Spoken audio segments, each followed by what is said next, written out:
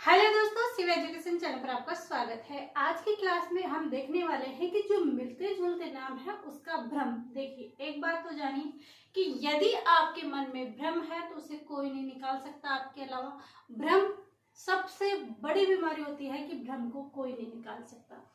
तो यहाँ पर हम मिलते जुलते कोई भ्रम की बात कर रहे हैं, हम पढ़ने की बात कर रहे हैं, हम वैसे कोई बात नहीं कर रहे। वैसे तो आपके भ्रम है उसे कोई नहीं निकाल सकता। यहाँ पर हम सिर्फ एजुकेशन की बात कर रहे हैं।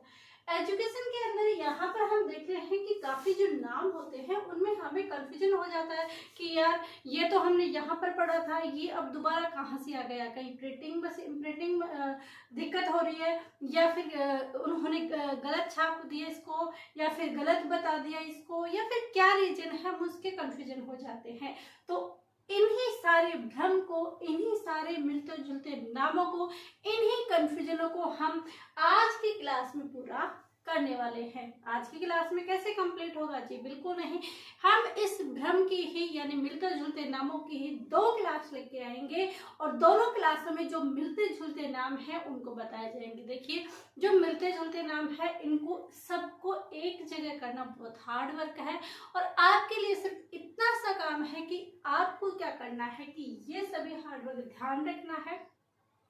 मिलते जुलते नाम है, इसको नोट डाउन जरूर की लीजिएगा क्योंकि एग्जाम में आ सकता है। कहीं आप एग्जाम में कंफ्यूजन ना हो, एग्जामिनर चाहता है वो कंफ्यूज करना, तो आप हर तरीके से प्रिपेयर रहो। तो इतनी मेहनत के लिए इतना सा तो बनता है कि आप लाइक करोगे और सब्सक्राइब करोगे। तो हम स्टार्ट करते हैं। ये क्लास आपको राजस्थान जीके, सीईटी, पशु परिचरक, रीट या जो भी राजस्थान की है उसके अंदर ये बहुत इंपॉर्टेंट क्लास रहने वाली है। तो स्टार्ट करते हैं। यहाँ पर 2 किला है, ऊंटाला का किला और ऊंटगिरी का किला। ऊंटाला का किला और ऊंटगिरी का किला। यहाँ हम फ्री माइंड बैठे हैं तो हमें आराम से इनके अंदर भेद भी समझ नहीं आएगा, थोड़ा बहुत जो भेद रहेगा जो, लेकिन जब एग्जाम में पूछा ना ये नहीं है ये है, उसमें भी कंफ्यूजन हो जाते हैं हम प्रेशर के कारण, एग्जाम प्रेशर की वजह से। तो यहाँ पर भी ध्यान रखना है कि जैसे बाला किला मैंने 2 जगह लिखा है, शेरगढ़ किला 2 जगह लिखा है। ये मैंने खुद ने लिखा है। आप ये चाहते हो कि कहीं ये गलत से, मिस्टेक से तो नहीं लिखा गया जी? बिल्कुल नहीं, ये सोच समझ कर लिखा है और ये चीजें है, बिल्कुल है, और ये आपको एग्जाम में कंफ्यूजन कर सकती है। तो क्या चीजें हैं? तो देखिए, ऊंटाला का किला और ऊंटगिरी का किला, ये दोनों अलग अलग हैं और ये दोनों क्या है? अलग स्थित है, अलग जगह पर स्थित है, अलग जिले के अंदर स्थित है। तो ये जो हमारा ऊंटाला का किला है ये है कहाँ पर? तो ये ऊंटाला का किला है, ये है हमारा वल्लभनगर उदयपुर। कहाँ पर है? वल्लभनगर उदयपुर के अंदर क्या है? ये हमारा ऊंटाला का किला है। फिर नेक्स्ट बात करते हैं कि ऊंटगिरी का किला कहाँ है? तो ऊंटगिरी का किला तो है करौली में। कहाँ? करौली में। और ऊंटाला का जो किला है वो कहाँ पर है? वल्लभनगर उदयपुर में। कहाँ पर है? वल्लभनगर उदयपुर में। तो ये जो ऊंटगिरी का किला है वो कहाँ है? वो करौली में, कल्याणपुरा करौली। कहाँ है? कल्याणपुर भी आ जाता है, कल्याणपुरा भी आ जाता है, और ये है कहाँ? करौली के अंदर। तो दोनों चीजें हो गई कि ऊंटाला के किला वल्लभनगर उदयपुर और ऊंटगिरी का किला कहाँ है? कल्याणपुरा करौली के अंदर। अब यहाँ पर आता है बाला किला। तो बाला किला हम पढ़ते हैं कि बाला किला अलवर में स्थित है। कहाँ है? अलवर में स्थित है। फिर मैंने दोबारा लिख दिया बाला किला। आखिर क्या सच में 2 बाला किला हैं? जी बिल्कुल, बाला किला 2 हैं। एक जो बाला किला है वो अलवर में है और एक जो बाला किला है वो शाहबाद दुर्ग 12 के अंदर है। कहाँ पर है? शाहबाद दुर्ग 12 के अंदर है। और 12 के अंदर क्या उसको हम शाहबाद के दुर्ग बोलते हैं? शाहबाद का जो दुर्ग है, शाहबाद का जो किला है, उसके अंदर जो महल है उस महल का नाम है क्या नाम है उस महल का? बाला किला। और उस महल कैसा है? वो चतुष्कोणीय महल है। कैसा है? चतुष्कोणीय है। और कहाँ है? शाहबाद दुर्ग या किले के अंदर। तो शाहबाद किले, और ये शाहबाद किला है कहाँ? 12। शाहबाद किला 12 में चतुष्कोणीय। कैसा कोणीय? चतुष्कोणीय महल, महल स्थित है। कैसा है? चतुष्कोणीय महल स्थित है। ये चीजें हो गई। अब दूसरा देखते हैं कि बालागढ़, क्योंकि बाला किला देख लिया, दो है बाला किला, एक कहाँ पर स्थित है? साबा दुर्ग के अंदर स्थित है, और एक बाला किला कहाँ पर स्थित है? हमारा अलवर के अंदर। अब ये आता है कि बालागढ़ किसे कहते हैं? पोखरण का किला है उसे क्या कहा जाता है? बालागढ़। तो पोखरण, पोखरण के किले को, पोखरण के जो किला है उसको क्या कहा जाता है? बालागढ़। पोखरण का जो किला है उसे क्या कहा जाता है? बालागढ़ कहा जाता है। अब यहाँ पर जो शेरगढ़ का किला है, ये दोनों सेम है। शेरगढ़ का किला, शेरगढ़ का किला, शेरगढ़ का किला 12, ये तो हमें पता है कि शेरगढ़ का किला 12 है। और ये कौन सी नदी के किनारे है? ये है परवन नदी के किनारे, परवन नदी के किनारे। कि परवन नदी के किनारे क्या है? शेरगढ़ किला है। लेकिन दूसरा जो शेरगढ़ का किला है ये कहाँ पर है? तो मैं आपको बता दूं कि जो शेरगढ़ का किला है दो है, एक तो 12 के अंदर है और एक शेरगढ़ जो किला है वो है हमारे धौलपुर के अंदर। तो शेरगढ़ का किला कहाँ पर स्थित है? धौलपुर। कहाँ पर स्थित है? धौलपुर में। और धौलपुर में कौन सी नदी आती है? तो उधर कौन सी जाती है? चंबल नदी। कौन सी जाती है? चंबल नदी। तो जो एक शेरगढ़ का किला है वो 12, शेरगढ़ 12 के अंदर है, और नदी किसके किनारे है? परवन नदी के। और दूसरा जो शेरगढ़ का किला है वो धौलपुर में, और कौन सी नदी के किनारे है? चंबल नदी के किनारे। ये हो गई। अब आता है कि जो मेवाड़ की आंख है, मेवाड़ की जो शरण स्थली है वो किस दुर्ग को कहा जाता है? क्या? मेवाड़ की आंख, मेवाड़ की शरण स्थली किस दुर्ग को कहा जाता है?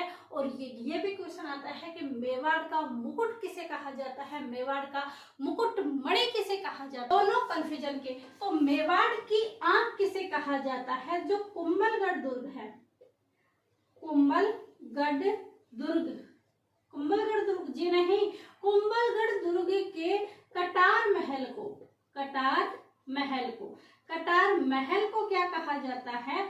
कुंभलगढ़ दुर्ग के कटार महल को मेवाड़ की आंख कहा जाता है। और मेवाड़ का मुकुट मणि किसे कहा जाता है? तो सज्जनगढ़ उदयपुर। क्या है? सज्जनगढ़ जो दुर्ग है बांसदरा के पहाड़ियों पर स्थित है, वो उस सज्जन दुर्ग को क्या कहा है? मेवाड़ का मुकुटमणि। तो किसको कहा गया है? सज्जनगढ़, सज्जनगढ़ का किला, सज्जनगढ़, सज्जनगढ़ का किला।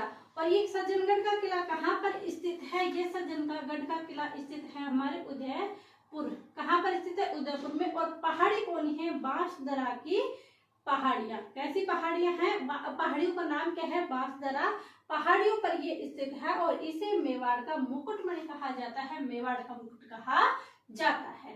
अब आता है जूनागढ़, जानागढ़, जूना महल और जूना दुर्ग। दोनों जूना जूना से शुरू, जूना जाना से शुरू हो रहे हैं। इसके अंदर हम फिर से कंफ्यूजन हो जाते हैं, तो कंफ्यूजन की जरूरत नहीं, हमें तो सिर्फ ये कंफ्यूजन, ये भ्रम ही यहाँ पर निकालना है। तो जो ये जूनागढ़ का किला है वो कहाँ पर स्थित है? हम कहते हैं जमीन का जेवर जूनागढ़ कहाँ पर स्थित है? बीकानेर में।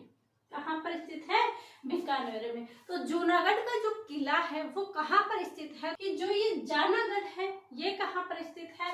तो जूनागढ़ बीकानेर में स्थित है। और ये जाना कहाँ है? हमें प्रताप के पास। कहाँ जाना है? प्रताप के पास। तो जूना कहाँ है? बीकानेर में। और बीकानेर से हमें कहाँ जाना है? प्रताप के पास जाना है। तो जाना से कौन सा हो गया? प्रतापगढ़। यानी जानागढ़ कहाँ पर स्थित है? प्रतापगढ़ में। कहाँ पर स्थित है? प्रतापगढ़ में। अब आता है कि जूना महल। तो जूना महल का निर्माण कौन करता है? तो जूना महल का निर्माण करता है वीर सिंह जी। कौन करता है? वीर सिंह। और ये वीर सिंह कौन थे? ये डूंगरपुर के रावल वीर सिंह द्वारा निर्मित है जूना महल। वीर सिंह द्वारा निर्मित, वीर सिंह द्वारा निर्मित है। और जो ये वीर सिंह जी है ये है कहाँ पर? कहाँ के? तो वीर सिंह जी है हमारे डूंगरपुर के। कहाँ के स्थित है? डूंगरपुर के। अब मैंने यहाँ पर एक और लिखा था, क्या? जूना दुर्ग। और ये जूना दुर्ग कहाँ पर स्थित, तो ये जूना दुर्ग हमारा स्थित है बाड़मेर में। कहाँ पर स्थित है, बाड़मेर में। तो ये जूना महल, ये जूना महल, ये जूना महल, ये जूना दुर्ग, जूनागढ़, जूनागढ़ किला, इसके अंदर आप बिल्कुल भी कंफ्यूजन मत होइए, आराम से आप देख सकते हो सारी चीजें कि ऊंटला किला वल्लभ नगर उदयपुर के अंदर है, ऊंटगिरी कल्याणपुरा या कल्याणपुर करौली के अंदर है, बाला किला अलवर में है, बाला किला एक है, वो शाहाबाद किला 12 में है जो चतुष्कोणीय महल स्थित है, बालागढ़ पोखरण के किले को कहते हैं, शेरगढ़ का किला 12 में है, परवा नदी के किनारे, एक शेरगढ़ का किला है धौलपुर, वो है चंबल नदी के किनारे, मेवाड़ की आंख किसे कहते हैं, कुंभलगढ़ दुर्ग के कटार महल को मेवाड़ की आंख कहा जाता है, और मेवाड़ का मुकुटमणि किसे कहा जाता है, सज्जनगढ़ का किला उदयपुर में बांसरा की पहाड़ियों पर, जूनागढ़ का किला बीकानेर में, जानागढ़ प्रतापगढ़, जूना महल वीर सिंह द्वारा निर्मित है, वीर सिंह कहाँ के हैं, डूंगरपुर के, और जूना दुर्ग कहाँ पर है, बाड़मेर में। ये हमारे सारे कंफ्यूजन के हैं, एक जैसे मिलते जुलते नाम है, और इन मिलते जुलते नाम के अंदर हम एग्जाम के प्रेशर से इसका आंसर कुछ कर देते हैं, वो कि हमें नहीं करना है, क्योंकि आप सभी को पता है कि जब एक बार वैकेंसी आती है उसके बाद 4-5 साल गुजर जाते हैं, दोबारा वैकेंसी नाम नहीं लेती है, एक बार वैकेंसी आ गई फिर गई काफी दिनों की, तो ऐसे में नहीं करना है हमें देरी, हमारी तैयारी में ना रहे कुछ कमी, तो इस वजह से क्या है, हम हर तरीके से प्रयास करेंगे, हर तरीके से, क्योंकि जब कोई भी सैनिक युद्ध के लिए जाता है या हम युद्ध के लिए करते हैं, उससे पहले युद्धाभ्यास किए जाते हैं, युद्ध की तैयारी की जाती है, उस तैयारी के अंदर हम हर तरीके से तैयार रहते हैं, क्योंकि पता नहीं कि लेफ्ट साइड से वार आएगा या राइट साइड से आएगा वार, हमें कोई सा भी वार हो उस वार को हमें खाली करना है, उस युद्ध में हमें जीत करना है, तो उस जीत के लिए अलग अलग तरीके, अलग अलग शॉर्ट ट्रिक, अलग अलग सारी चीजें अपनाई जाती हैं, वही हमारा सिलेबस है। हमें यदि इस युद्ध के मैदान में जीत करनी है तो हथियार पहने करने रहेंगे, और हथियार पहने करने के लिए हमें हर ट्रिक्स, हर चीजें, हर मतलब जो भी पढ़ने को मिले उसे एकदम फिनिश तरीके से खा जाना है, जितनी किताबें हैं उसको खा जाना है, ताकि सारी चीजें हमें अच्छे से लर्न हो, जो हमारा सिलेबस है वो हमारे जुबा पर ऐसे रहे जैसे कोई गाना की तरह हो। ऐसे अगर हम इस युद्ध की तैयारी करेंगे, इस एग्जाम, किसी भी एग्जाम की तैयारी करेंगे, तो हमें सफलता से कोई नहीं रोक सकता, चाहे कितने भी नकल हो, चाहे कितना भी कुछ हो, लेकिन हमने यदि अच्छे से कॉन्फिडेंस के साथ, सत्यता से यदि हमने तैयारी की है, तो हमारी मेहनत कभी भी नाकाम नहीं होगी, क्योंकि ऊपर वाला हमारे साथ है। ये क्लास यहाँ पर एंडिंग करते हैं। आई होप ये चीजें आपको पसंद आई होगी, पसंद आती है तो इस चैनल को, इस वीडियो को लाइक जरूर कीजिएगा, और यदि आप इस चैनल पर नए हो तो सब्सक्राइब जरूर कीजिएगा। आप सभी का धन्यवाद, थैंक यू।